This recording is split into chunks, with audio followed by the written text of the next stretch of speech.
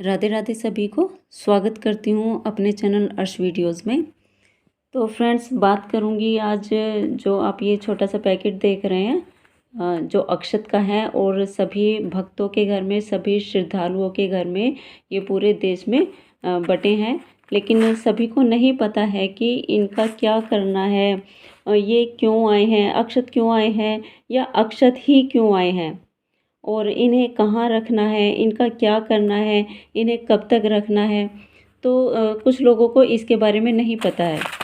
अच्छा, इसमें लिखा हुआ है घर में पूजा के स्थान पर रखें। तो ये तो लिखा हुआ है कि घर में पूजा के स्थान पर रखें, लेकिन पूजा के स्थान पर ही क्यों रखें? तो इसी के बारे में मैं अपनी वीडियो के माध्यम से बताना चाहती हूँ। तो सबसे पहले तो मैं बात करूँगी कि ये जो अक्षत आए हैं वो एक निमंत्रण है। साथ में ये पर्चा भी आया है जिस पे विश्व के राम भक्तों से निवेदन, ये लिखा हुआ है, विश्व के राम भक्तों से निवेदन। तो इसमें आगे लिखा हुआ है जो आपने पढ़ा होगा, और इधर ये दूसरी तरफ श्री राम जन्मभूमि मंदिर का विवरण दिया गया है। तो मैं फ्रेंड्स बताना चाहती हूँ कि अक्षत क्यों आए हैं। ये अक्षत आप सबको निमंत्रण है। जो 22 जनवरी 2024 को अयोध्या में राम मंदिर बन रहा है, तो उसमें हम सबको निमंत्रण दिया गया है, यानी कि हम सब आमंत्रित हैं, हम सब वहाँ पर जा सकते हैं, क्योंकि ये कार्यक्रम किसी एक का नहीं है, ये सबका है, सब भक्तों का है, सब श्रद्धालुओं का है। तो अक्षत के माध्यम से सबको आमंत्रित किया गया है कि सब उस दिन जाएं और इस कार्यक्रम में शामिल हों। लेकिन क्योंकि सबके लिए जाना पॉसिबल नहीं है, तो मन से तो हम जा ही सकते हैं ना, यानी कि हमारे आसपास जो मंदिर है वहाँ पे हम जाएं और वहाँ पे हम भजन कीर्तन करें, राम नाम का जप करें। तो ये इसी वजह से दिए गए हैं कि अगर आप वहाँ नहीं आ सकते हो तो कम से कम मानसिक रूप से आप उस कार्यक्रम में शामिल हों और आप अपने आसपास के मंदिर में जाएं और भजन कीर्तन करें। अच्छा, मैं और इस बारे में बताना चाहती हूँ कि इन्हें कहाँ रखना है। इन्हें पूजा स्थान में रखना है, ये तो इस पे लिखा हुआ है, लेकिन पूजा स्थान में ही क्यों रखना है? क्योंकि पूजा का जो फ्रेंड्स स्थान होता है वो बहुत ही शुभ और साफ स्वच्छ स्थान होता है, इसलिए इन्हें पूजा के स्थान में रखना है। और इनका क्या करना है, इन्हें कब तक रखना है?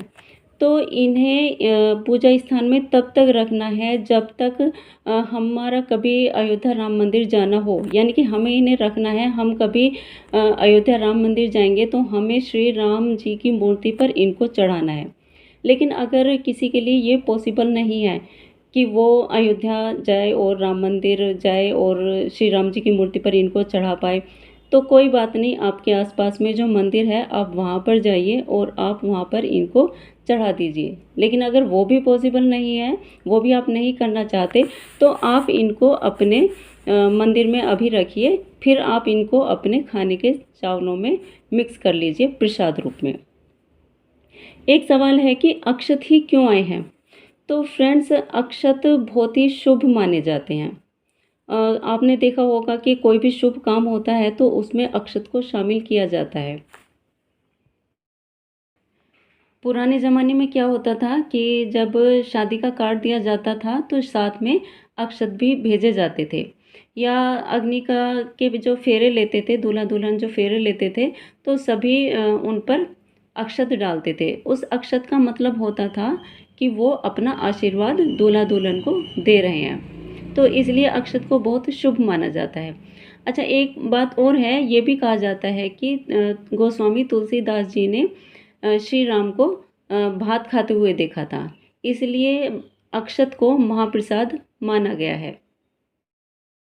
और इतना ही नहीं फ्रेंड्स, आपको ये बात तो सभी को पता होगी कि जब सुदामा अपने मित्र भगवान श्री कृष्ण से मिलने द्वारिका गए थे, तो वे भी भेंट स्वरूप उनको कुछ देने के लिए क्या लेके गए थे? अक्षत ही लेके गए थे।